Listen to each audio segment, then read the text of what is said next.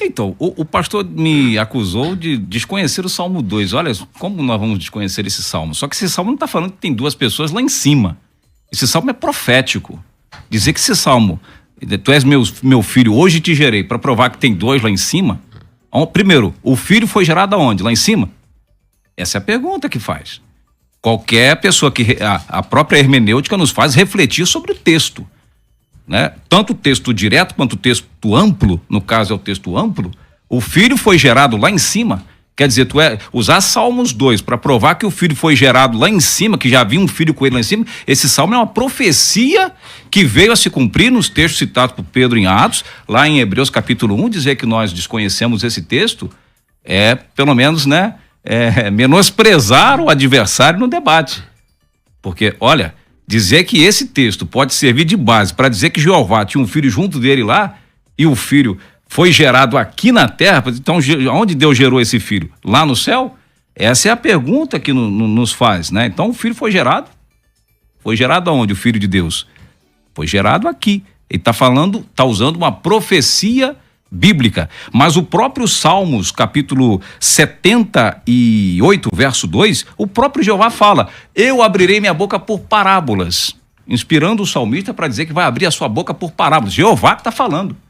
É mais base para sustentar que Jesus é Jeová, e aí os próprios discípulos fazem o que muitos trinitários fazem hoje. Ah, mestre, por que tu falava por parábolas? Perguntam em Mateus capítulo 3, verso 10. Jeová diz: eu vou abrir minha boca por parábola. E os discípulos: por que o senhor fala por parábola? Se eles conhecessem os salmos, será que eles fariam essa pergunta? Então, quer dizer, é muita questão que não dá para a gente resolver em uma hora, mas para a gente se situar.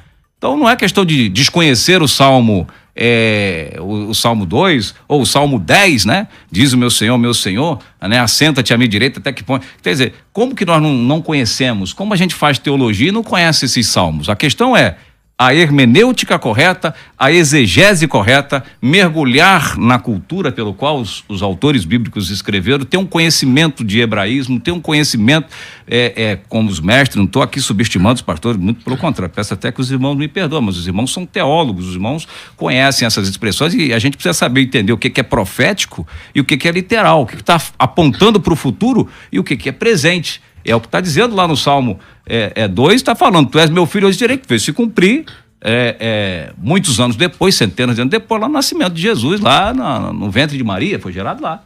Então, essa que é o entendimento, né? A hermenêutica, a interpretação, né? Vamos dizer assim.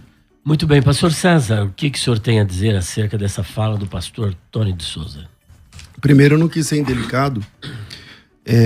E se eu passei essa impressão nisso, não, o senhor me perdoa. Que isso, porque eu não quero ser indelicado com o senhor. Jamais. É que o senhor disse que a matemática diz isso.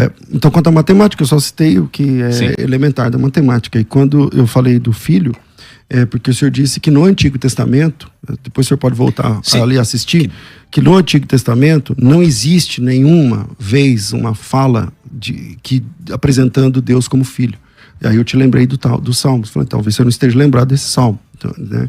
Mas tem muito mais. Por exemplo, Provérbios capítulo 30, versículo 4, diz assim: quem subiu ao céu e desceu? Quem encerrou os ventos nos seus punhos? Quem amarrou as águas na sua roupa? Quem estabeleceu todas as extremidades da terra? Qual é o seu nome e qual é o nome do seu filho, se o sabes?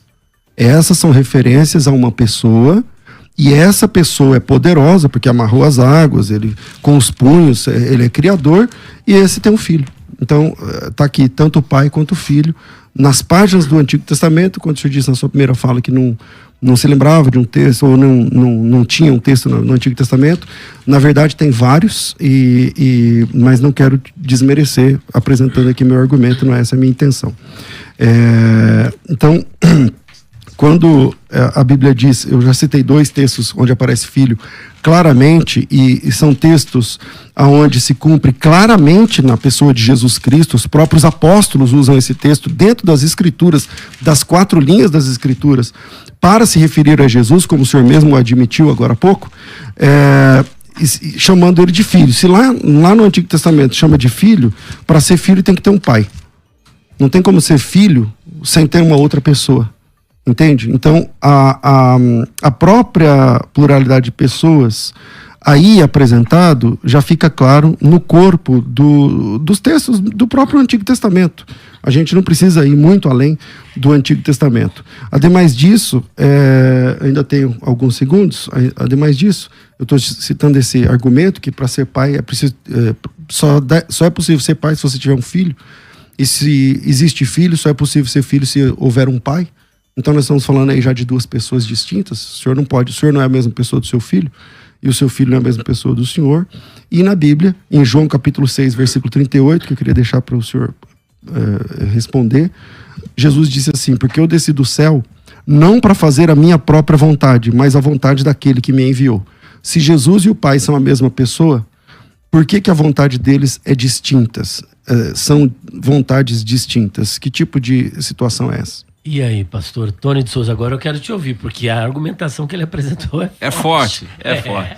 Bom, veja bem, primeiro eu queria citar Provérbios capítulo 30, do 1 ao 4, a própria hermenêutica, a exegese de capítulo 30, verso 4 de Provérbios. Ele pergunta, é um provérbio de Agur, perguntando quem subiu ao céu. A própria interpretação do texto, ela esclarece. Inclusive eu ministrei essa semana na aula de hermenêutica falando deste texto exatamente, semana passada. Quer dizer, ele faz uma pergunta: quem subiu ao céu? Se você interpretar, vamos lá, quem subiu ao céu? E de lá retornou. Quem foi lá em cima? Quem reúne o poder dos ventos em uma das mãos? Quem representa quem represa as águas, né? Quem terminou todos os limites da terra? Um monte de perguntas de retórica. Na hermenêutica é pergunta de retórica, já partindo do pressuposto de ideia que a pessoa não tinha a resposta correta. Aí ele pergunta, qual é o nome? Aí você vai para o texto e está perguntando, quem subiu lá? Se alguém subiu lá, qual é o seu nome? E se ele já morreu, não teve descendente, qual é o nome do seu... deixou descendente, qual é o nome do seu filho? Quem subiu lá? Isso não está falando que Jeová tem um filho lá em cima. Mas isso é uma regra simples de hermenêutica. Básica. A exegese não está falando de Jeová e Jesus aqui, mas de maneira nenhuma. Inclusive, a prova disso, você que está ouvindo o programa. O próprio trinitário, que crê na Trindade, Jonathan Edwards, ele explica esse Provérbios 3, verso 4, do 1 ao 4, da mesma forma como nós estamos explicando, como eu estou falando aqui. Ele está perguntando, quem subiu lá? Você sabe quem subiu lá? Quem segurou as ondas? Tem alguém capaz de fazer isso tudo? Se tem, você fala o nome dele. Ou, pelo menos, se ele já tiver morrido, o nome do seu filho, o nome do seu descendente. Quer dizer, é mergulhar no hebraísmo sobre a vontade do pai e a vontade do filho. Outra questão de hermenêutica. Primeiro, precisamos saber qual é a vontade do pai. E depois, qual é a vontade do filho. Quando você encontra a vontade do pai, que são distintas, vontades distintas, não pessoas distintas, porque você precisa saber.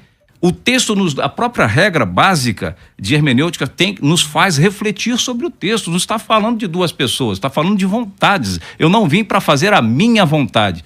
Ué, Jesus veio para fazer a vontade dele e veio fazer a vontade do Pai? Qual é a vontade do Pai? Essa é a pergunta que eu deixo no ar para o pastor César Cavalcante e para todos que estão ouvindo. Qual era a vontade do Pai? E qual é a vontade do Filho? Quer dizer, o Filho tem uma vontade e o Pai tem outra. Mas por que foi falado isso? Já que eles não são distintos, é a mesma pessoa. Será que nós não temos vontades distintas? Será que não há um conflito dentro de nós mesmos? Paulo fala muito bem desse conflito. Muito bem, pastor César, mais 3 minutos para a sua tréplica. O pastor devolveu a minha pergunta sem respondê-la, né? Mas é normal. Jesus fazia isso também. O Provérbios capítulo 30, versículo 4, que ele citou aí o Jonathan Edwards, né? Sobre esse texto. É um texto difícil, né? Ninguém subiu ao céu e tal.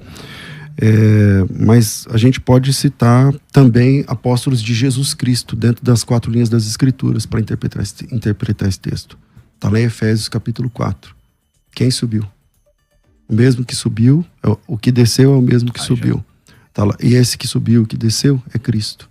A gente também pode interpretar esse texto à luz de João, capítulo 13, quando Jesus Cristo diz: ninguém subiu ao céu senão aquele que desceu do céu. São alusões claras ao texto de Efésios, ou melhor, de Provérbios, capítulo de número 30, que eu citei aqui, e que as próprias referências cruzadas, não precisa de muita, enfim, malabarismo nem nada para entender que ali é uma fala a respeito de Jesus, e lá em Provérbios está falando do Pai. E também está falando do Filho. Eu estou falando de locais textualmente onde aparecem o Pai e o Filho. Mas Jesus orou no seu batismo ao Pai, Lucas 3:21. Jesus orou num lugar solitário em Marcos 1:35. Jesus orou no deserto. Se ele e o Pai são a mesma pessoa, a quem ele está orando? Qual é essa necessidade de orar? Algumas vezes na oração de Jesus, por exemplo, em João capítulo 17, ele levanta os olhos ao céu e diz Pai. Ele chama de Pai. É chegada a hora, glorifica o teu filho. No Getsemane, Jesus ora, veja, em Mateus 26:36, então chegou Jesus com eles a um lugar chamado Getsemane, disse a seus discípulos: assentai-vos aqui, enquanto eu vou além orar. E no 39 ele ora dizendo: meu Pai, se possível for, passe de mim esse cálice, todavia não seja como eu quero, mas como tu queres. Então eu fiz a pergunta no bloco anterior, ele não respondeu, mas disse que era muito simples. Não respondeu, mas é muito simples, e devolveu a pergunta para mim, para que eu respondesse. E para mim é uma resposta muito simples. A vontade dele, a vontade do Pai ali é a questão da cruz, e Jesus, como homem, ele está orando ali a respeito do cálice da agonia. Ele está ali reticente quanto a isso. A prova disso está na carta aos Hebreus, capítulo 5, onde a Bíblia diz que Jesus se ofereceu com grande clamor e lágrimas àquele que o podia livrar daquela situação completa. E aí ele diz no final: não seja feita a minha vontade, mas a tua vontade. São vontades diferentes.